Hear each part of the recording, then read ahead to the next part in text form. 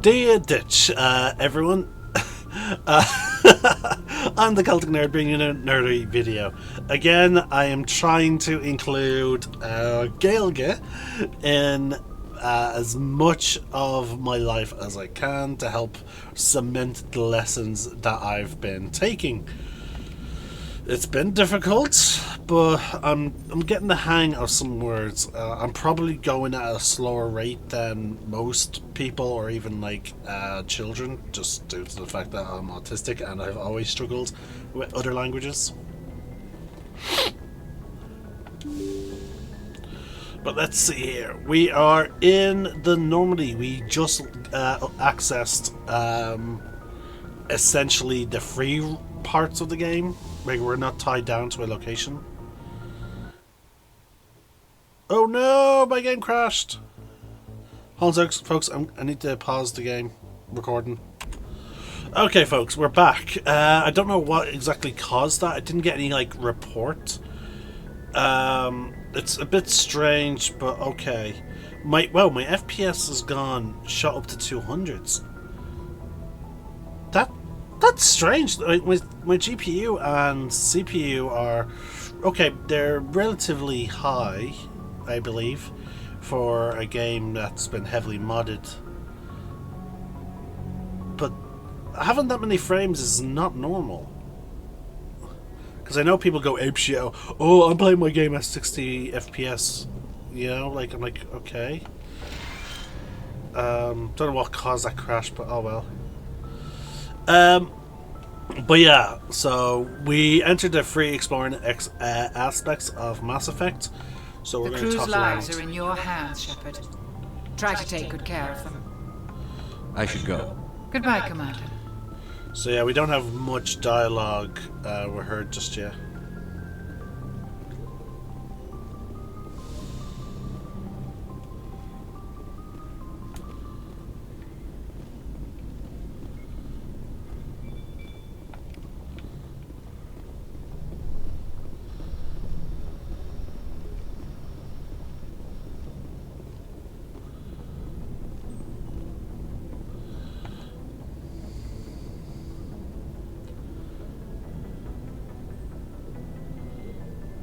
Anything you need, Commander? What's your opinion on the last mission? I don't see how we could have done things any better. At least not without getting to Eden Prime sooner. And we were on the scene faster than any other Alliance ship could have been. Just trying to get a sense of where the crew's at. Thoughts? I've wasted enough of your time for now, Commander. We'll have time for personal debriefings later. We'll talk another time, Lieutenant. Commander?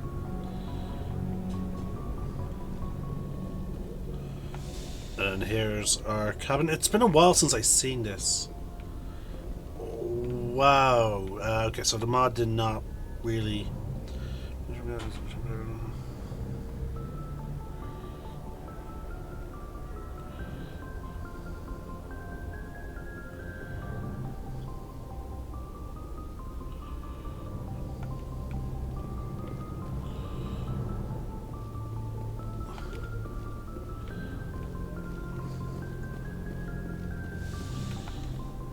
Masterman, hacker, coin grounds.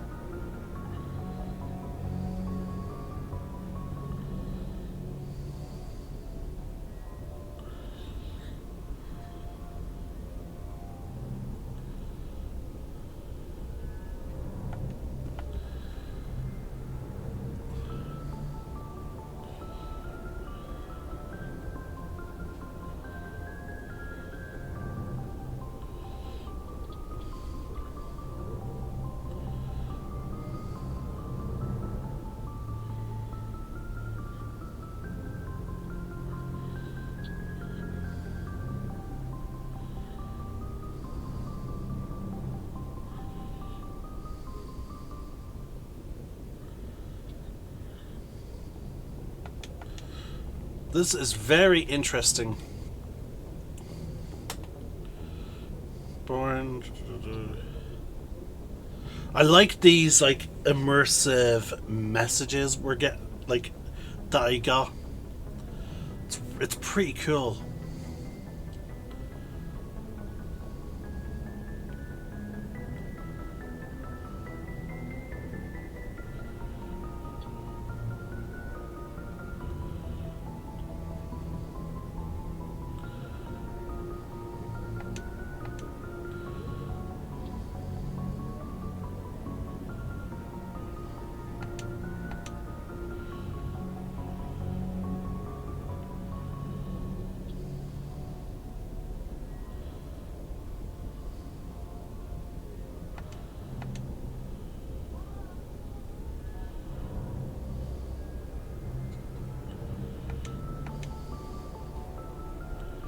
Generally, learning this cancer as although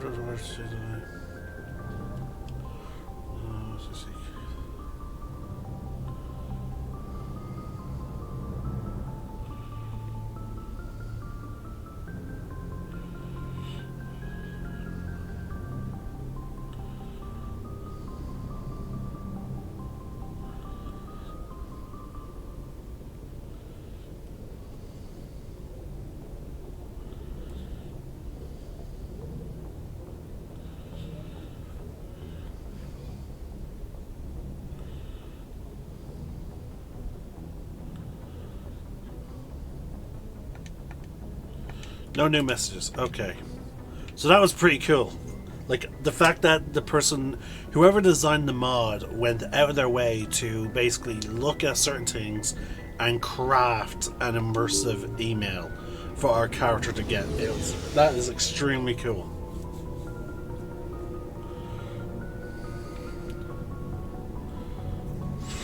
So there we go. We're supposed to be able to assign casuals to the group. I think we do that through the locker, do we not?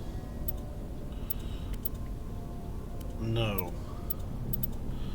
And everything's pretty much set to be trashed.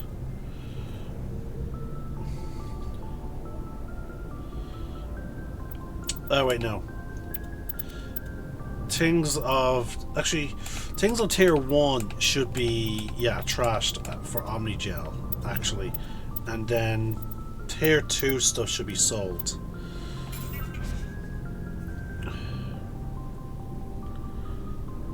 Convert all junk. So there we go, because we need Omnigel to fix the Mako when it takes damage. Alright, but yeah, we're first going to check in on all the crew before we dive in. Ooh. Thanks for bringing me on board, Commander. I knew working with the Spectre would be better than life at CSAC. Have you worked with a Spectre before? Well, no, but I know what they're like. Spectres make their own rules. You're free to handle things your way.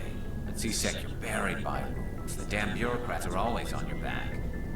Being a Spectre does have its advantages. Exactly my point.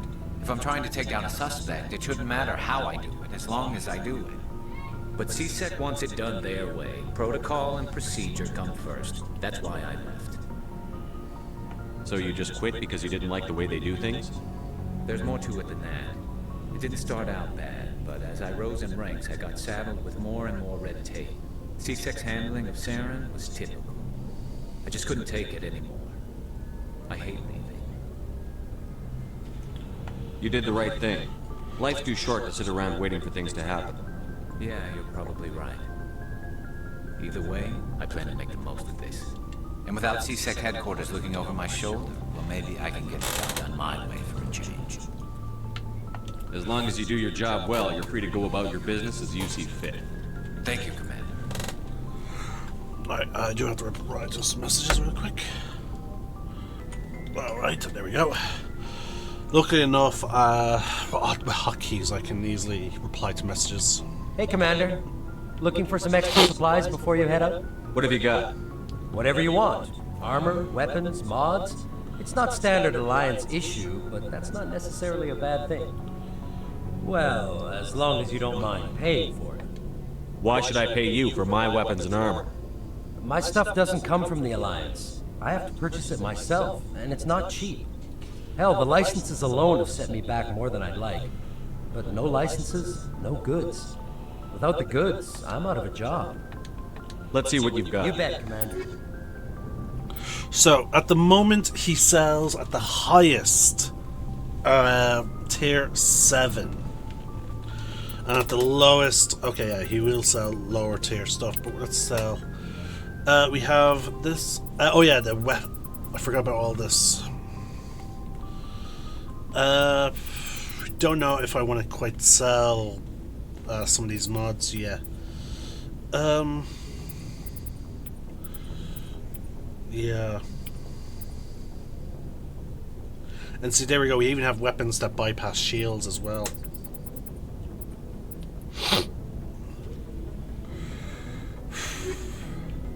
See, again, my initial plans, folks, was to play the game and eventually play the game casually and then basically import a save. So that way I wouldn't have to worry about all this type of stuff. Hey, Commander, you know that Quarian, Tally? She's been spending all her time down here asking me about our engines. I'll tell her to leave you alone. What? No, she's amazing. I wish my guys were half as smart as she is. Give her a month on board and she'll know more about our engines than I do. She's got a real knack for technology, that one. I can see why you wanted her to come along. I figured she'd be a real asset to the team. You got an eye for Tally, Commander, but I'm guessing that's not why you came down here. Fill me in on the IES stealth systems. How does it work exactly? You can't hide a ship out in space. They emit too much heat and radiation. Too easy for sensors to pick them up, unless you find a way to capture those emissions. So our stealth systems trap the energy we give off in storage sinks built into the ship itself. No emissions to give away our location. Eventually the sinks have to be vented. More than a few hours silent running and they overheat. Cook us inside our own hull. There's no way for anyone to detect us? A visual scan can still pick us up. Anyone looking out a window can see us plain as day. But you have to be pretty close to get an actual visual out in space. Most vessels rely on scanners. As long as the stealth systems are engaged, they can't see us. Not unless we accelerate to FTL speeds. Why doesn't it work with faster than light travel? Cranking up the FTL blue shifts our emissions, pushes them into frequencies too high to capture in the sinks. As soon as we make the jump, it's like setting off a flare. Sensors can pick up our location whenever we enter or exit FTL flight, but for short-range missions, our stealth systems are amazing, and we've got the only one. Where else have you served, Adams? If you name a class of Alliance ship, I probably served on it. Everything from dreadnoughts and carriers right down to frigates like the Normandy. My last assignment was on the Tokyo, only a cruiser, but she was a good ship. Couldn't hold a candle to the Normandy, though. I want to know more about the Normandy. She's the best ship I've ever served on, probably the fastest vessel ever designed. She's the only one using the new Tantalus drive core. What's so special about the Tantalus drive core? Proportionally, it's about twice the size of any other vessel. Not only are we faster, we can run at FTL speeds longer before we have to discharge the core. Carry on, Adams. Aye, aye, Commander. Your ship's amazing, Shepard. I've never seen a drive core like this before. I can't believe you were able to fit it into a ship this small. I'm starting to understand why you humans have been so successful. I had no idea Alliance vessels were so advanced. The Normandy's a prototype. Cutting-edge technology. A month ago, I was patching a makeshift fuel line into a converted tug ship in the flotilla. Now, I'm sitting on board one of the most advanced vessels in Citadel space. I have to thank you again for bringing me along. Traveling on a vessel like this is a dream come true for me. I had no idea you found ship technology so interesting. It comes with being a Quarian. The migrant fleet is the key to the survival of my people. Ships are our most valuable resource. But we don't have anything like this. We make do with cast-offs and second-hand equipment.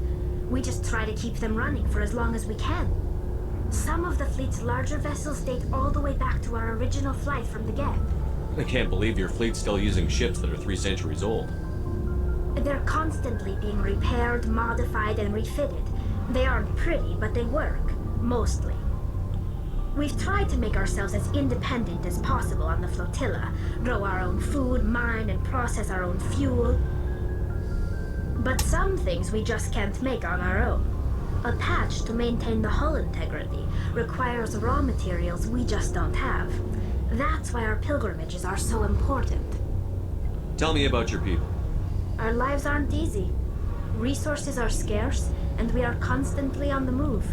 Everything we do must in some way contribute to the continuation of the migrant fleet. There are 17 million Quarians in the flotilla, and each of us relies on the others for survival. The bonds among my people are strong.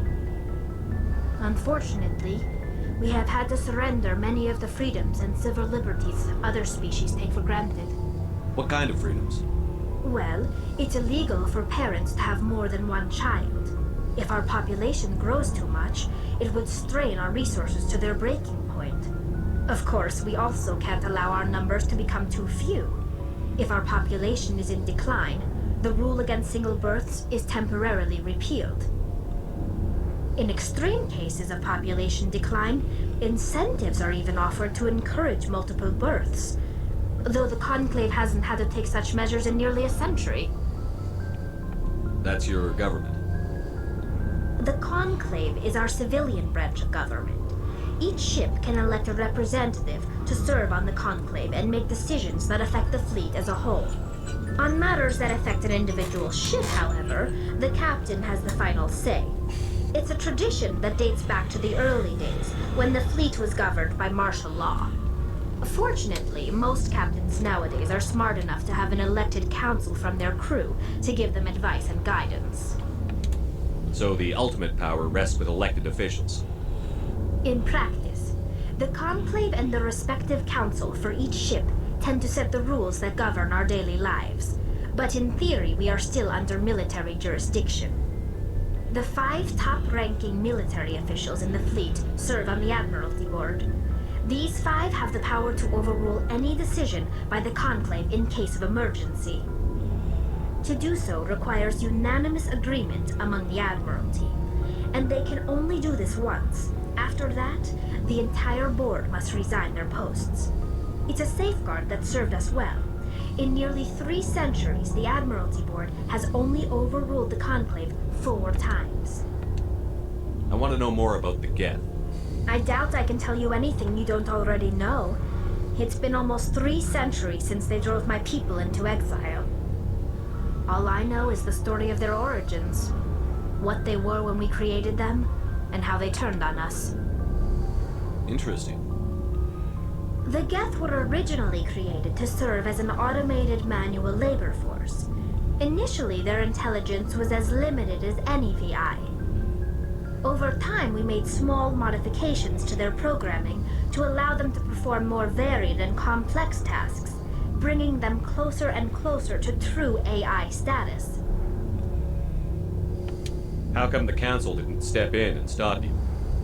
This wasn't true AI research. We may have been skirting the bounds of the law, but we never did anything that was actually illegal. The changes were so insignificant, so gradual, that we were able to control them. Or so we thought. But one thing we underestimated was the power of the neural network. A million Geth thinking simultaneously created an inherently unstable matrix. So, the Geth share brain power? Many of the Geth's logic systems were designed to work in concert with other nearby Geth. Basically, the more of them you have in a group, the smarter they are. So there's some sort of group consciousness? No, nothing like that. They cannot share sensory data or information. Their programming cannot handle that much simultaneous input. Each Geth maintains an individual awareness and identity. The neural network only operates on a process-based level. It's basically the synthetic equivalent of a subconscious. But when they're in close proximity, they can coordinate low-level functional processes, freeing up more capacity for original or independent thought. That doesn't make any sense. I'm probably oversimplifying.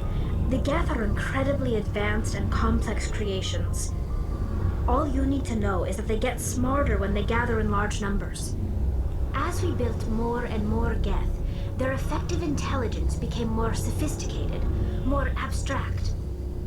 One day, a Geth began to ask its Quarian overseer questions about the nature of its existence. Am I alive? Why am I here? What is my purpose? As you can imagine, this caused a near panic among my people. I don't see what's so bad about those questions. The Geth were created to engage in mundane, repetitive, or dangerous manual labor. That's fine for machines, but it won't satisfy a sentient being for long. The Geth were showing signs of rudimentary self-awareness and independent thought. If the Geth were intelligent, then we were essentially using them as slaves. It was inevitable the newly sentient Geth would rebel against their situation. We knew they would rise up against us, so we acted first. A general order went out across all Quarian-controlled systems to permanently deactivate all Geth. The Geth responded to this order violently. You didn't really think they'd just let you destroy them without a fight, did you? The hope was that most of the Geth would still be little more than machines, incapable of organized resistance. But they had progressed much further than anyone anticipated. The war was long and bloody. Millions upon millions of Quarians died at their hands. In the end, we were forced to flee our own homeworld. We feared the Geth would pursue us, but they never came beyond the Veil.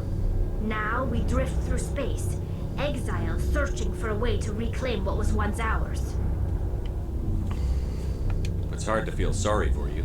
Your ancestors tried to wipe out another species.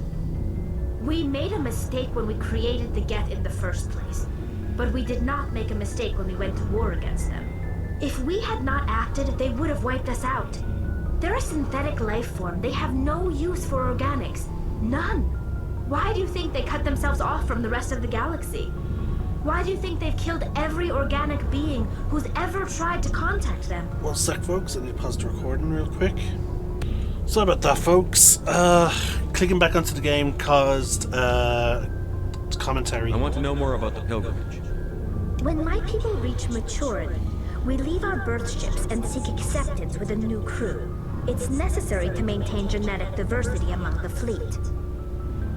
But no ship wants to accept someone who will be a burden on them. So, to prove our worth, we embark on a pilgrimage.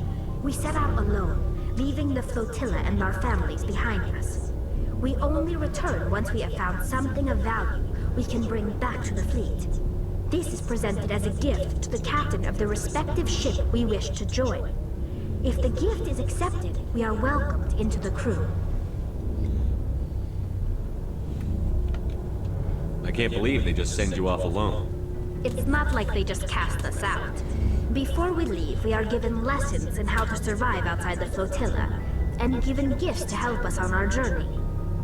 We also receive implants to fight off sickness and disease. Generations of living in an isolated and highly controlled environment have left our immune systems weaker than most. By the time we leave the fleet, we are well equipped for the pilgrimage. This is a rite of passage for all Quarians. If it were dangerous, our numbers would suffer. Virtually every pilgrimage ends with a triumphant return and the ritual presentation of the gift to one of the fleet's captains. Can a captain choose to reject the gift? That doesn't happen often.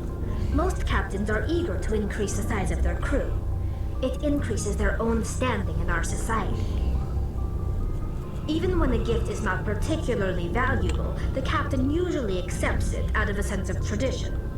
However, there is a stigma to presenting a substandard gift. It's not the best way to make a good impression on a new community. Most pilgrims don't return until they find something worthwhile. I want to talk about something else. Like what?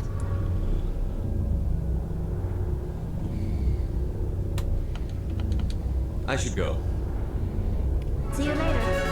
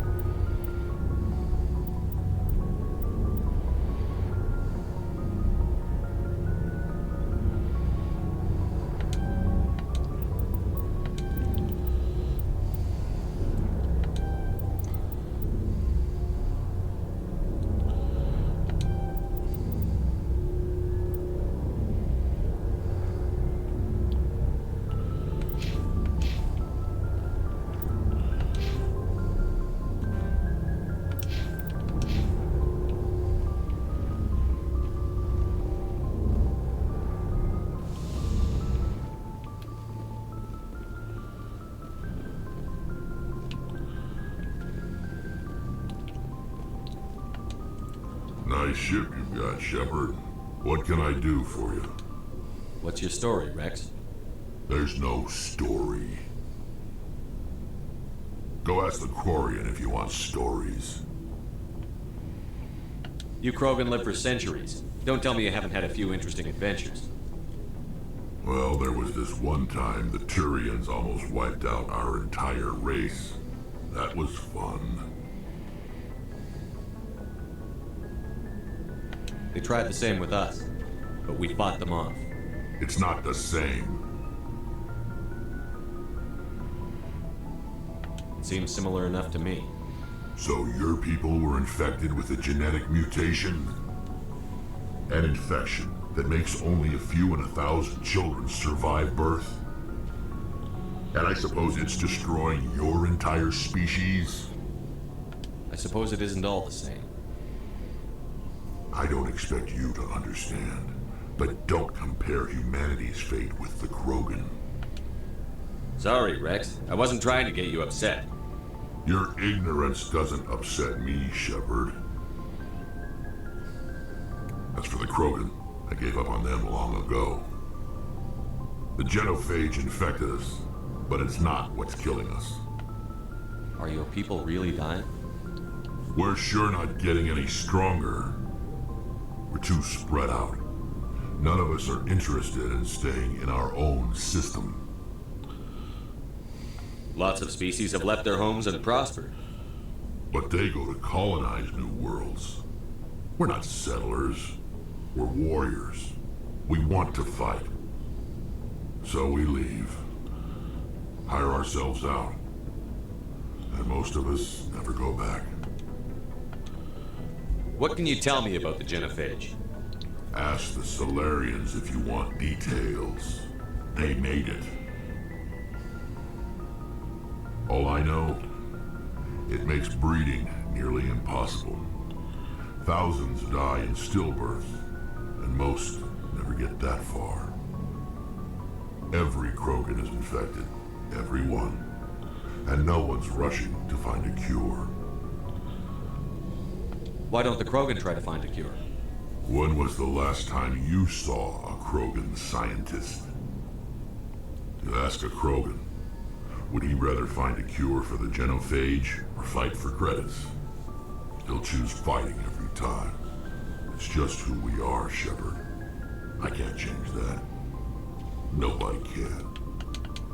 So long, Rex. Shepard.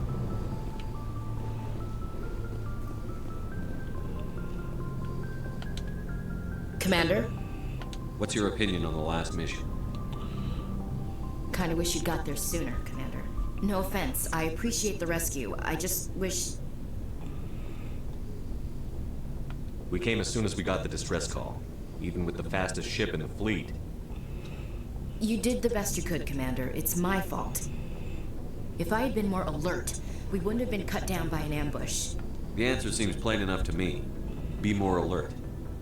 Aye, aye, Commander. I'll make sure it doesn't happen again. Do you have a few minutes to talk one-on-one? I'm sorry, Commander. I need to get my duties squared away. I wouldn't mind talking more later, though. Dismissed, Chief. Sir.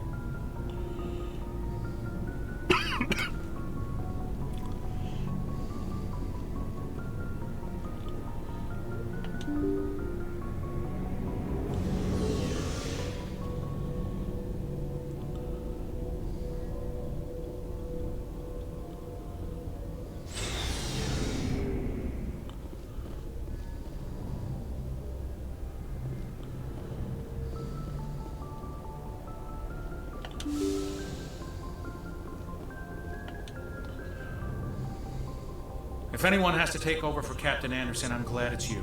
I'm not sure about having non-humans on our ship, though. I'm in charge here, Presley. I decide if we have non-humans on this vessel. Yes, sir.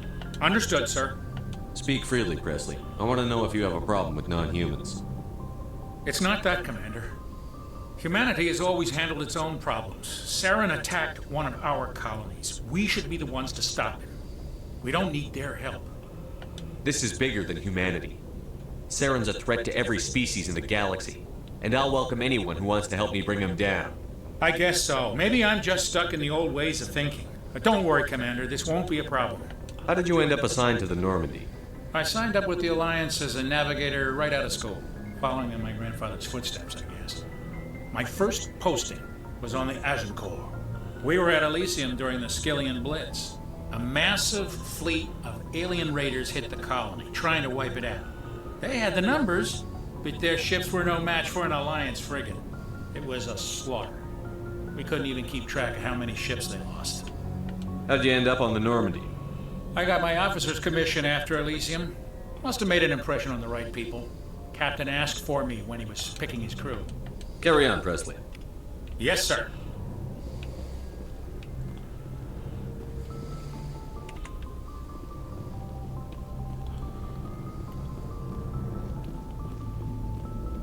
Commander, something you need? How's the Normandy performing? Is she everything they said she'd be? She's the best ship in the fleet, if you've got a pilot who knows how to handle her. Balance isn't what you'd expect. Takes a while to get used to that oversized drive core we got stuffed in the back, and her power can sneak up on you if you're not careful. The Normandy's probably too much ship for your average Alliance pilot, Commander. Lucky for you, I'm anything but average. I like to know my crew. Mind if I ask you a few questions? I can see where this is going. You did a background check on me, didn't you? Well, I'll tell you the same thing I told the captain. You want me as your pilot. I'm not good. I'm not even great. I am the best damn helmsman in the Alliance fleet. Top of my class in flight school, I earned that. All those commendations in my file, I earned every single one. Those weren't given to me as charity for my disease. I can't have you on this ship if you're going to infect my crew. Infect the crew? Oh man, you have no idea what I'm talking about, do you?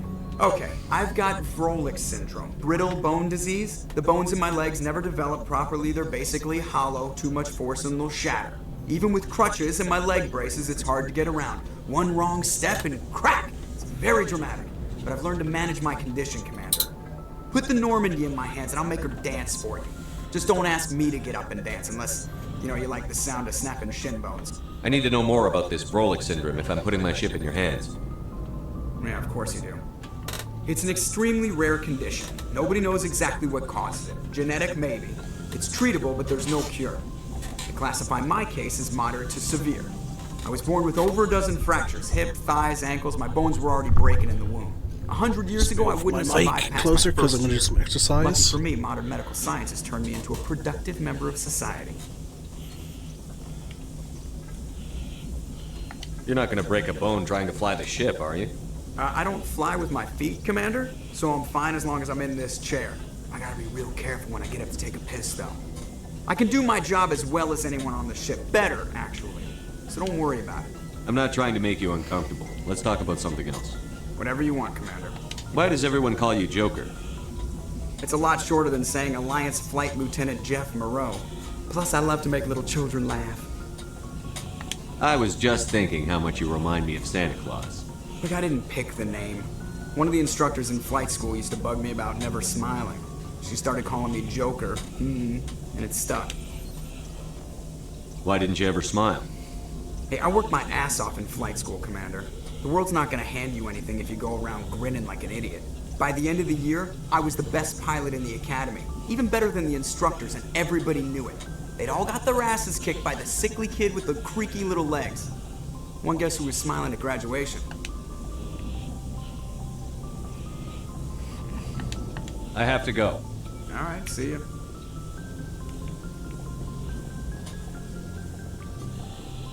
Alright, folks, we just talked to every single person. We were able to pick up some quests.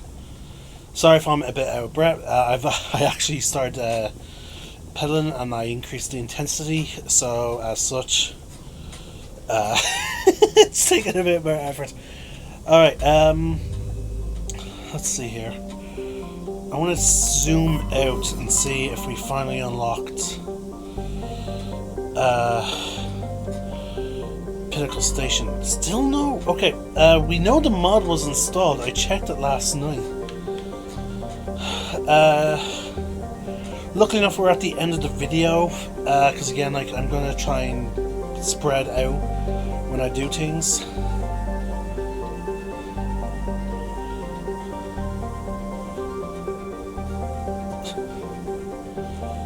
So yeah, I'll end the video here, and then I'll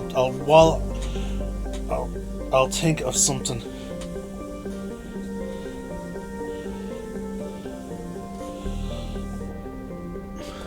In our case, folks, I'm the Celtic Nerd signing out. Slán.